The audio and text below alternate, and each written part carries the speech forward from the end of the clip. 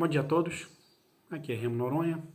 Hoje eu estou com a missão de tentar explicar algo que talvez seja muito difícil para mim, justamente por ser tão importante.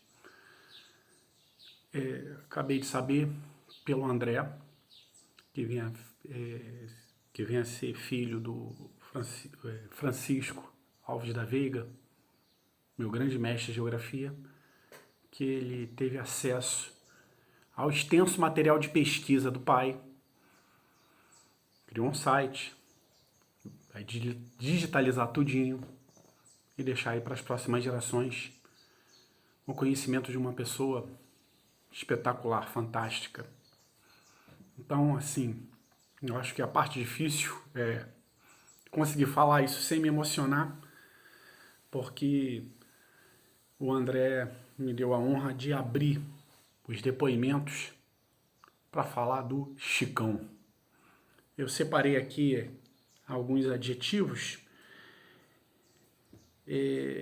alguma forma de adjetivar quem foi o Chicão, e eu coloquei aqui alguns eixos para não me esquecer de coisas importantes, fora diversas coisas, diversos detalhes, as nossas piadas internas. Isso aí eu não vou ter como resumir aqui, mas conhecimento não é só didática também, é vontade de ensinar, habilidade com giz, disposição para pesquisa, humor, generosidade, acolhimento.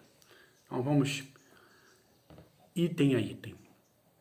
Primeiro, é que o Chicão não sabia só geografia e não sabia pouca geografia. E um dia eu estava conversando com ele, eu perguntei, da onde veio essa paixão? Essa paixão veio de atravessar a praia de Caraí, vindo ali do Ingá, e começar a entender como é que são as águas, como é que é a mata, como é que são as rochas. Então, todo esse conhecimento que ele tinha vinha de uma paixão prática em que ele passava a cada instante em que ensinava. Isso me leva ao segundo ponto. Vontade de ensinar. Meus caros, acredito que qualquer pessoa pode ser treinada para vir ser um bom professor. Qualquer pessoa mesmo, não é algo que é só inato. Mas os grandes mestres trazem isso na alma, trazem isso de uma maneira que ultrapassa a técnica. Ele não estava satisfeito em ter a melhor técnica possível para ensinar, mas realmente de tentar, de todas as formas, alcançar.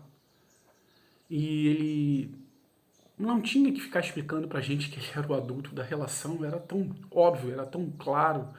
A relação de respeito era baseada na relação de carinho. Inclusive, se você quiser entender isso um pouco mais, e se você ainda não viu, veja Ao Mestre com Carinho. Sidney Poitier veio a falecer recentemente, e o sentimento que a gente tinha em relação ao Chicão, ele podia ser muito bem explicado por esse filme. Habilidade com giz. O Chicão, ele não trazia mapas, ele desenhava cada um dos mapas com profunda precisão. Ele ia para o quadro, ia desenhando. Quando você ia ver, tinha um mapa dos Estados Unidos. Se por um acaso tivesse que falar da Segunda Guerra Mundial, ele desenhava um avião, tudo com uma beleza, com uma perfeição. Cada quadro pronto dele não era simplesmente algo bem feito e organizado, era uma obra de arte, né? Disposição para pesquisa. Aí eu tenho que abrir um parêntese e contar para vocês, né? Eu não me apresentei, eu servi ao Corpo de Bombeiros por mais de 30 anos, por em torno de 30 anos, E na época que eu estava fazendo o curso de aperfeiçoamento, eu voltei a entrar em contato com o Chicão e pedi para que ele me desse algumas aulas sobre a Segunda Guerra Mundial, porque eu queria falar sobre a logística, eu queria falar sobre aquele caso que aconteceu, de que a Alemanha, um dos motivos de ter perdido a Segunda Guerra Mundial foi justamente porque não suportou bem a questão da logística, né, para poder avançar sobre o terreno da União Soviética na época, né? Então, quando eu cheguei lá, ele não tinha simplesmente algumas ideias para discutir, ele tinha tudo organizado, catalogado, desenhado,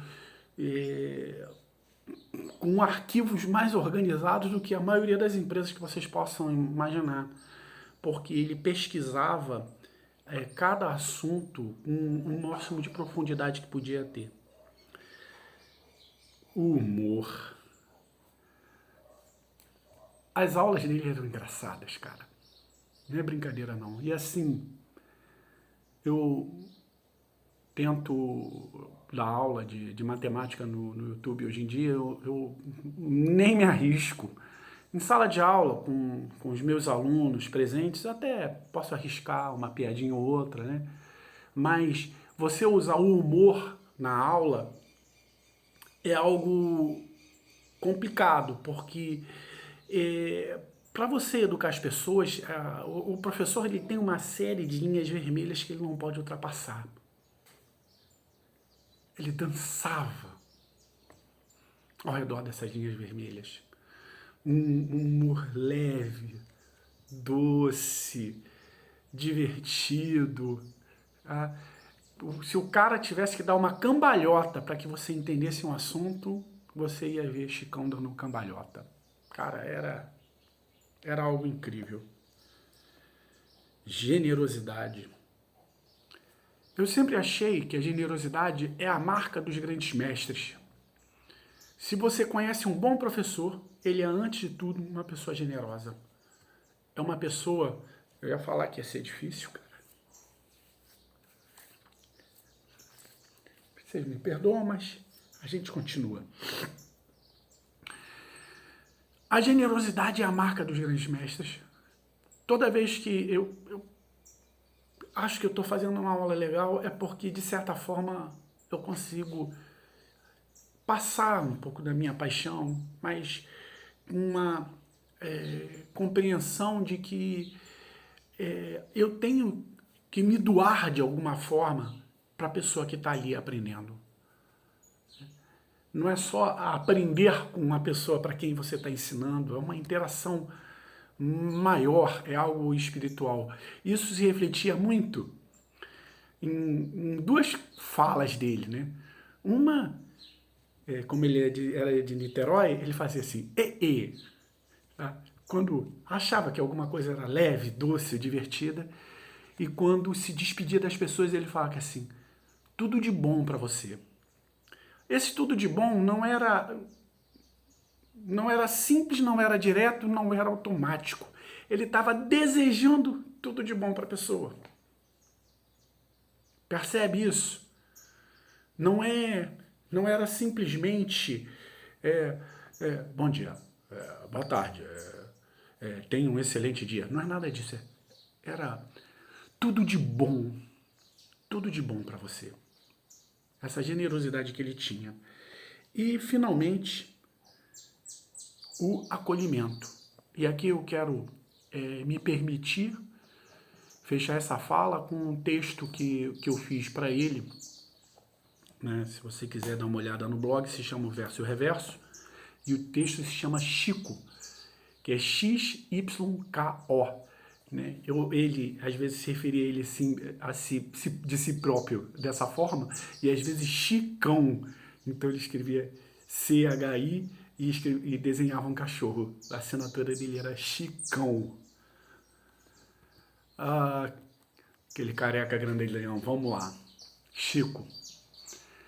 No ponto de ônibus, na pista lateral da Avenida Brasil, eu via com uma pontinha de tristeza a chegada do ônibus da Coesa direto para São Gonçalo.